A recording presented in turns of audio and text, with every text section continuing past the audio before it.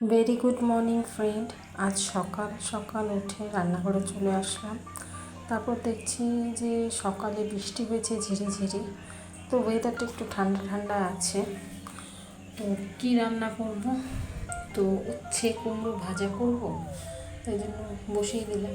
অনেক দিন উচ্ছে খাওয়া হয় না, আর ছেলেমেয়ে তো খেতেই চায় না।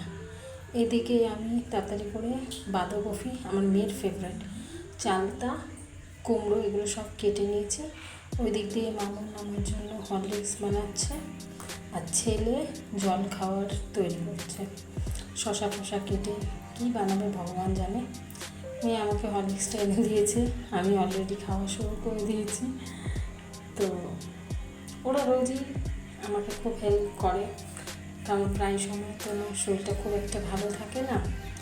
তো ছেলে মেয়ে বড় হয়ে গেছে, ওরাই আমাকে টেক কেয়ার বেশি করে। তো যাই হোক, এখানে বাবু খুব সুন্দর একটা কি ডিম টোস্ট টাইপের একটা কি করেছে, আবার শশা টশা দিয়ে সেটাকে গার্নিশিং করেছে। এখানে আমি বাঁধাকপিটা সিদ্ধ করতে বসিয়ে দিয়েছি, আর মামুনকে বললাম আলু আদা টমেটো এগুলো একটু কেটে দে মা, আমি ততক্ষণে মাছটা ধুয়ে নিই। তো মাছটা ভালো করে ধুয়ে পরিষ্কার করে মাছের মাথা দিয়ে বাঁধাকপি করব। তো সিদ্ধ বসিয়ে দিয়েছি, আর এদিকে অমলেট করছি। বাবু আবার মাছ খেতে অত ভালোবাসে না, কাতলা মাছটা খায়, তো অমলেট করে দিয়েছি, ও অমলেট খাবে আজকে বলেছে।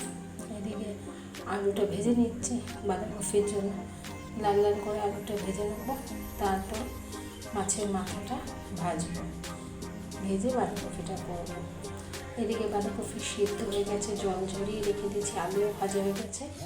এবার পেঁয়াজটা দিয়ে দিলাম, পেঁয়াজটা দিয়ে ভালো করে একটু লাল লাল করে ভেজে এই মশলাগুলো সব মিক্সিতে বেটে নেব। বেটে নেওয়ার পর পেঁয়াজের মধ্যে মশলাগুলোকে দিয়ে ভালো করে নেড়ে চেড়ে কষিয়ে করতে হবে। বাঁধাকপি যত সুন্দরভাবে কষিয়ে রসিয়ে রান্না কর, ততই খেতে টেস্ট হয়। বাঁধাকপি এমনিতে প্রচুর জল ছাড়ে, তো হাই ফ্লেমে রান্না করলে বাঁধাকপিটা খেতে খুব ভালো হয়। যাই হোক, আমার মশলা মোটামুটি কষে এসছে, নুন হলুদ দিয়ে দিলাম, দিয়ে ভালো করে রান্না করলাম। আজকে বৃহস্পতিবার, আমাদের দোকান বন্ধ থাকে, তো তাই জন্য সবাই বাড়িতেই আছি। তো মহালয় শেষ হয়ে গেছে, কিন্তু এক একটা চ্যানেলে এক একটা মহালয়ের এপিসোড হয়, তো ছেলে মেয়ে এখন মহালয় চালিয়ে দুজনেই দেখছে। টিফিন করে নিয়েছে। আজকে মোটামুটি কিছু নেই যাওয়ার মতন, তো বাপের বাড়ি একটু যাব, আর মাসির বাড়ি একটু যাওয়ার ইচ্ছা আছে। তো ওদের পুজোর ড্রেসগুলো কিনে রেখেছি, দেওয়া হয়নি, দেবো করে দেওয়া হয়নি। আজকে যেটা ছুটি আছে, তখন ভাবছি যে দুপুরবেলা লাঞ্চ করে তারপর আমি আর বাবু মিলে যাব মামার বাড়িতে, যাব ওখান থেকে মাসির বাড়িতে ওদের সমস্ত কিছু দিয়ে চলে আসবো। তো এই জন্য তাড়াহুড়া করে রান্না করছি। আজকে বেশি আইটেম করব না, কারণ ওই যে যেতে হবে তাড়াহুড়া করে। এই দিক দিয়ে চালতার ডাল করে নিয়েছি, বাঁধাকপিও রান্না হয়ে গেছে। এবার বাকি কাজগুলো রান্না করতে করতে সেরে নিচ্ছি। বাঁধাকপিটা আমার মোটামুটি হয়ে গেছে, অনেকটা টাইম লাগে বললাম না, অ্যাকচুয়ালি বাঁধাকপিতে জল ছাড়ে। তো এবার গরম মশলা দিয়ে একটু ঘি দিয়ে বাঁধাকপিটা নামিয়ে নেব।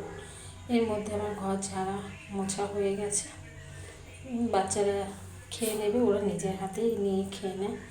তো মেয়ে এখানে ভাত নিয়ে বসে গেছে, ছেলে খাওয়া কমপ্লিট হয়ে যাচ্ছে, আমি স্নান করতে চলে গেছি।